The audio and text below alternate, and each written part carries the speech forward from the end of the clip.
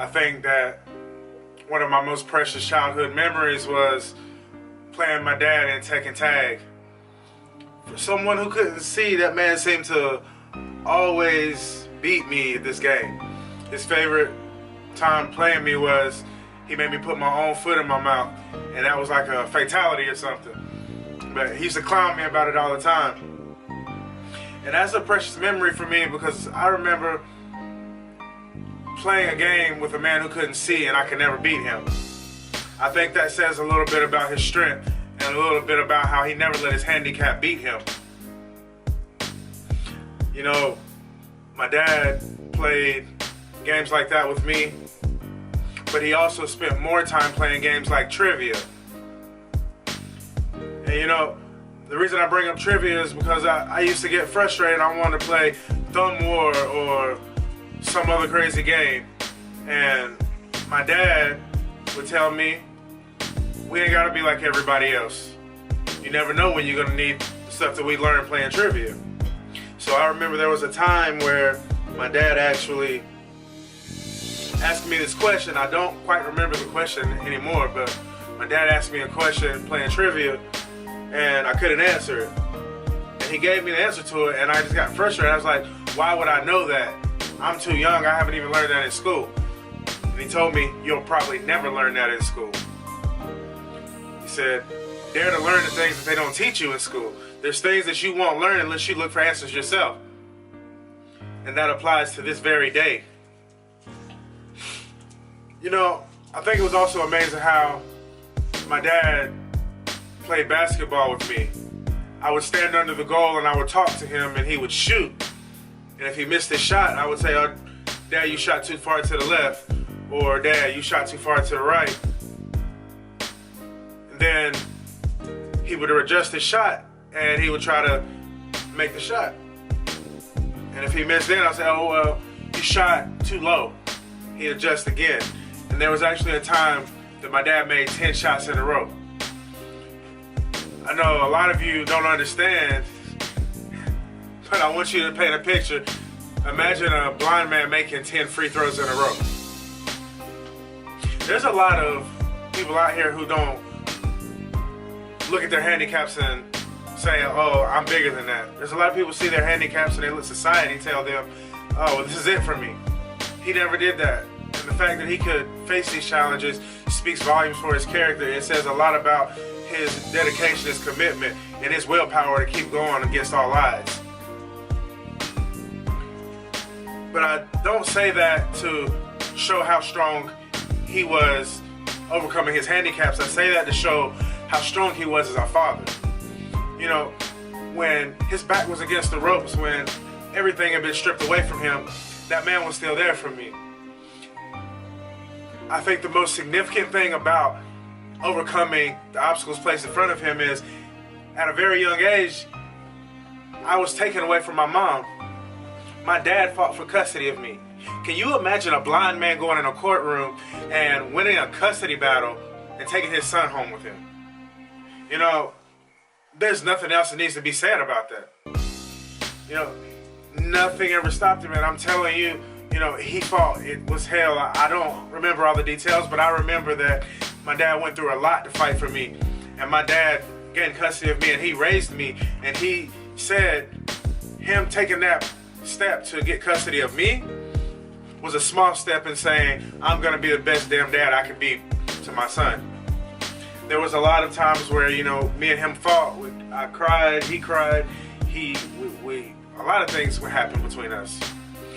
But I want you to understand, especially to the men out there, that as a father, for a man who did those kind of things, that could not see, he was on dialysis, he fought for his life time after time.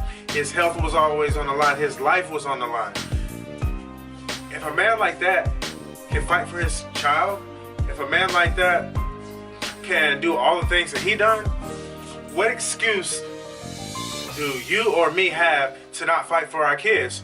What excuse do we have to not do everything in our ability, everything in our power to be there for our children, to show our children that no matter what happens, You can be whatever you want to be. You can do whatever you want to do. Just do not give up, no matter what. A lot of people won't understand where I'm coming from with this, but as a father of 4 amazing young men, I have fought year after year for my kids. I have fought with their moms. I have fought with myself. I have taught my kids to be strong and support their own decisions when nobody else will support them. And I'll tell you this. One night, me and my boys were sitting down eating dinner. My 2 older boys were sitting down eating dinner. And we all said our grace before we ate. And Javi stops and says, Daddy, today at lunch, I was saying grace. I started to say grace, and the teacher said I didn't have to say that. And the other kids looked at me weird. And I said, well, what did you do? He said, I said my grace anyway. For me, that was a proud moment. That almost brought tears to my eyes at the dinner table. You know, the fact that I teach my kids, always say grace before you eat. Never forget to say your prayers before bed. The fact that someone tells them, no, you don't have to do that, and they still do it anyway, that just shows you that as a father, I've done my job. As a father, I am teaching my kids something valuable. When you can go places in public and people see your kids and they say, you have some very respectable young men, that's got to be a proud moment. And I'll take it a step further and show you how those things right there come together. And you can carry that in any area of your life. I want you, number one, to understand that you must support your own decisions because nobody else will support them for you. This is a reality check. If people are not supporting you, if people are not believing in what you have to believe in it anyway. You have to support your own decisions. You have to be strong. You have to have that willpower. You have to say, I'm going to make this happen regardless of what anybody else thinks. I'm going to do this my way because I know inside myself, my spiritual self, that I can do this. That's what my dad was about.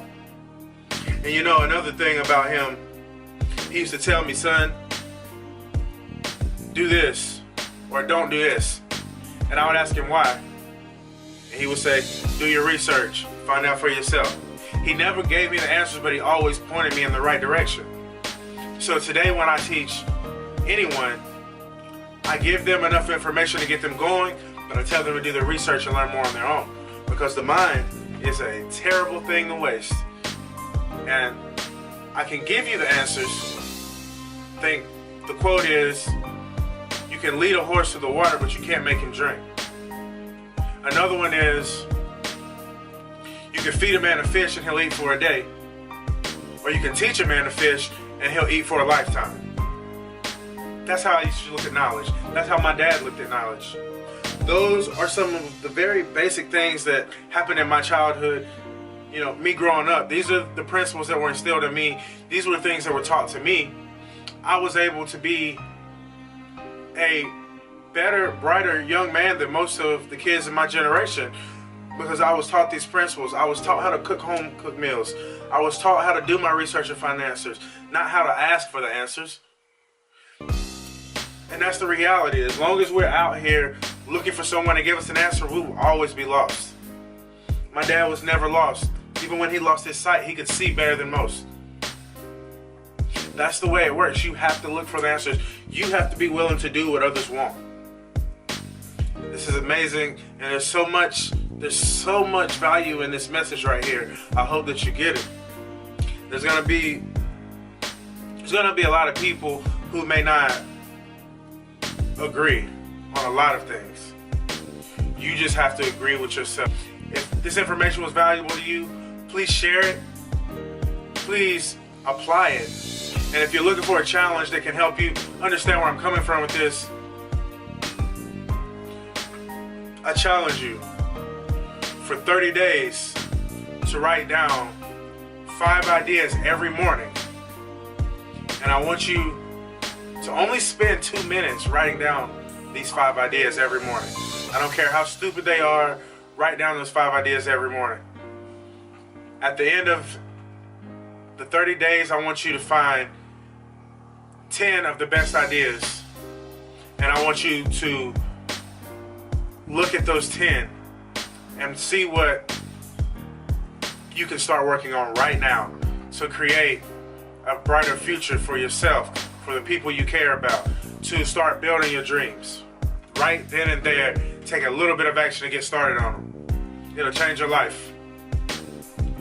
So until the next video, if you have any questions, if there's anything that you want to ask me about, anything you want me to talk about, feel free to leave a comment, send me a message, and I'll do my best. And if I don't have the answers, I'll find the answers and I'll get back to you. Until the next time, remember, always, always, always commit to dedication. Peace.